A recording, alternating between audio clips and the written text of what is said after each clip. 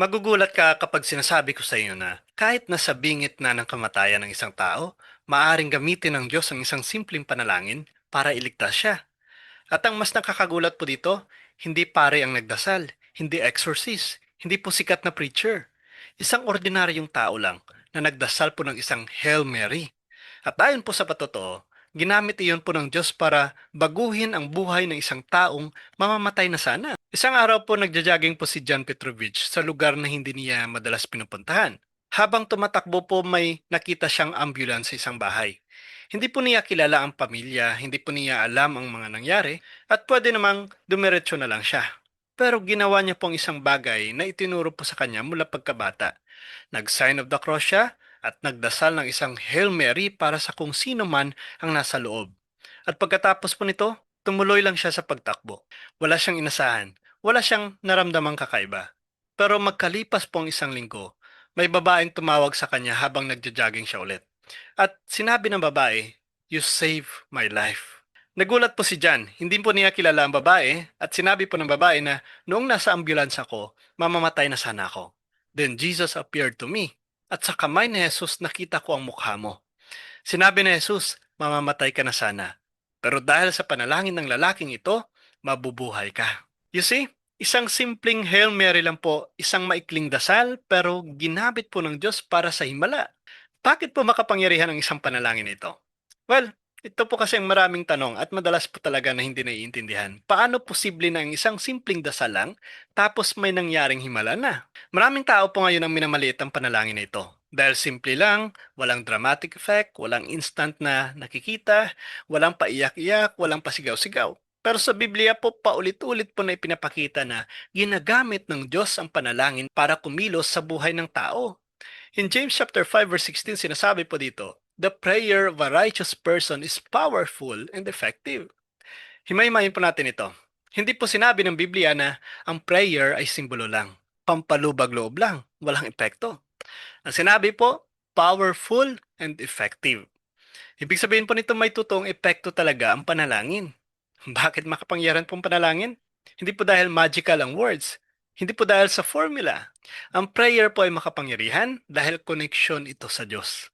In Jeremiah 33, "Call to me and I will answer you." Ang panalangin po ay pakikipag-usap sa Diyos na buhay. Ito pong malalim na katotohanan dito. Minsan po minamaliit natin ang prayer dahil simple lang, pero tandaan po natin, hindi po haba ng panalangin ang basehan ng Diyos. Ang mahalaga po ay sincerity, faith, love, and trust. Ano pong halimbawa nito sa Biblia? In Luke chapter 18 verse 13, sinasabi po dito, ang tax collector ay nagsabi lang na, "Lord, have mercy on me, a sinner." Maikli lang, pero ayon kay Jesus, siya ang umuwing justified. Ito po ang reality. Minsan po ang pinaka-powerful na dasal ay hindi po mahaba, kundi yung dasal na galing sa puso ng tao na nangangailangan talaga sa Diyos. Bakit may himalang nangyari sa panalangin? Dahil ang Diyos po ay nakikinig, kumikilos, maawain. At minsan po ginagamit niya ang simpleng prayer na ito para ipakita lamang ang kanyang presensya. Bakit Hail Mary? Ito rin pong madalas na tinatanong talaga. Bakit Hail Mary? Hindi ba dapat diretso lang kay Jesus? Una sa lahat po, ang Hail Mary ay deeply biblical. Sinasabi nga po in Luke chapter 1 verse 28, "Hail, full of grace, the Lord is with you." Ito po mismo ang sinabi ni Angel Gabriel sa kay Maria. In Luke chapter 1 verse 42, "Blessed are you among women." Ito naman pong sinabi ni Elizabeth. Kaya ang unang bahagi po ng Hail Mary ay talagang direkta na galing po sa Biblia.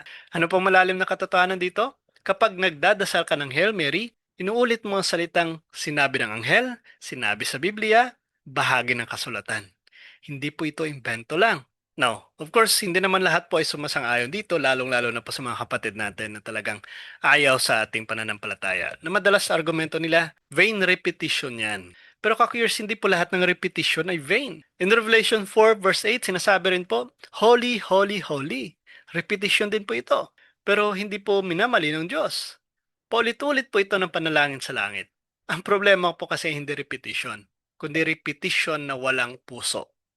Hindi po ito magic spell. Linawin po natin ito ng malinaw. Ang Hail Mary ay hindi po magic formula. Hindi po ito incantation, hindi po ito spell, hindi po ito mystical chant. Hindi po si Maria ang source ng miracle. Ang gumagawa pa rin po ay ang Diyos. Tandaan po natin ito mga ka-curious. Ginagamit po ng Diyos ang panalangin, intercession, faith ng tao. At si Maria po ay namamagitan bilang ina. Paano po nakakatulong si Maria? Dahil kapag nagdarasal po tayo kay Maria, hindi po natin siya sinasamba, humihingi tayo ng panalangin ng isang ina. In John chapter 19 verse 27, sinasabi po dito, "Behold your mother." Sa krus po, ibinigay ni Jesus si Maria kay John. At nakita po ng simbahan dito ay si Maria bilang spiritual mother ng believers. Ano pong malalim na reality? Kapag may ina kang nagdarasal para sa iyo, iba pong comfort. Iba pong pakiramdam kapag alam mong may nagmamalasakit sa iyo. Ganon din po spiritually. Bakit makapangyarihan pong intercession ni Maria? Hindi po dahil mas makapangyarihan siya kaysa sa Diyos, kundi dahil malapit siya kay Kristo. Banal ang kanyang buhay, siya ang ina ng tagapagligtas. In James chapter 5 verse 16, sinasabi po dito, "The prayer of a righteous person is powerful." At sino pong pinaka-righteous sa lahat po ng nilalang? Ang ina ng Diyos na puspos po ng biyaya. Halimbawa na lamang po in the wedding at Cana in John chapter 2. Sa Cana po, naubusan ng alak. Sino pong unang nakapansin? Si Maria. At ano pong ginawa niya? Lumapit kay Jesus. At kahit hindi pa po oras na Jesus na gumawa po ng himala, nako po, talagang ginawa ng ating Panginoong Kristo nang dahil lamang sa paghingi sa Kanya ng ating Inang Maria. Ito po talaga ang larawan ng intercession ni Maria. Hindi siya ang source, pero inilalapit niya ang pangangailangan ng tao kay Kristo. Ano pong malalim na katotohanan dito? Kapag lumalapit ka kay Maria, hindi ka po lumalayo kay Jesus. Sa totoo lang, mas lalo kang inilalapit kay Kristo. Bakit mahalaga po ang pagdarasal para sa iba? Kasi po ito ang nakakalimutan ng maraming Kristiyano ngayon. Ang prayer po ay hindi lang para sa sarili. Maliwanag po yan. Maraming tao po kasi ang nagdarasal lang kapag may problema sila, may kailangan sila, may takot sila. Pero sa Biblia po, ang panalangin ay hindi lang po personal. Ito po ay intercession. In 1 Timothy chapter 2 verse 1 sinasabi po, "Pray for all people." Hindi po sinabi dito na ipagdasal mo lang ang sarili mo. Ang sinabi po dito, all people. Ibig sabihin po, may spiritual responsibility tayo sa isa't isa. Ano pong malalim na katotohanan dito? Bilang Kristiyano po, hindi lang po sarili mong kaluluwa ang concern mo. Tinawag ka ng Diyos na maging instrumento ng biyaya para sa iba. Kapag ipinagdarasal mo po ang isang tao, kahit hindi mo siya kilala, pinapakita mo ang pag-ibig. At ang pag-ibig po na iyon ay ginamit ng Diyos. Minsan po ikaw po ang sagot ng Diyos. Ito po kasing napakagandang reality na may mga taong umiiyak sa gabi, may mga taong gusto ng sumuko, may mga taong nasa bingit na ng kamatayan. At minsan po ang simpleng dasal mo lang, naku po, ang siyang ginagamit po ng Diyos para hipuin sila. Minsan po feeling mo dasal lang naman ito. Pero sa spiritual reality, maring may kaluluwa na iniligtas ng Diyos sa pamamagitan ng panalangin mo. Kaya huwag mong maliitin ang intercession. Now, maraming tao pong nag-iisip na ano ba naman ang isang Hail Mary? Ano ba naman ang magagawa ng isang simpleng dasal? Pero tandaan po natin ito. Maliit sa tao, pero hindi po maliit sa Diyos. Now, tingnan niyo po ang pattern ng Biblia. Ginagamit ng Diyos ang maliit na bagay, simpleng tao, ordinaryong faith, para gumawa po ng extraordinary na himala. In John chapter 6 po sinabi dito na 5 tinapay at 2 isda. Sa tao, kulang. Pero sa kamay ng Diyos, sobrang sobra. In Matthew 17 verse 20 sinasabi po dito, "Faith as small as a mustard seed." Maliit, pero makapangyarihan. Ano po malalim na reality dito? Hindi po sa laki ng prayer ang importante. Ang mahalaga, sincerity, trust, love, faith. Kaya minsan po, isang simpleng Ave Maria ay ginagamit ng Diyos para baguhin po ang buhay ng isang tao. Huwag mo pong maliitin ang maliit. Ito po talagang problema natin minsan. Gusto natin dramatic agad eh. Gusto natin instant agad. Pero ang Diyos po, madalas kumikilos po sa simple.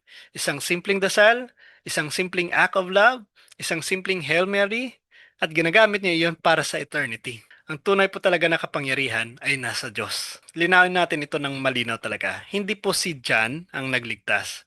Hindi rin po si Maria ang source ng miracle. Ang gumagawa ay Diyos. Ito pong important theology dito. Ang Diyos po ang source ng healing, miracle, grace, salvation.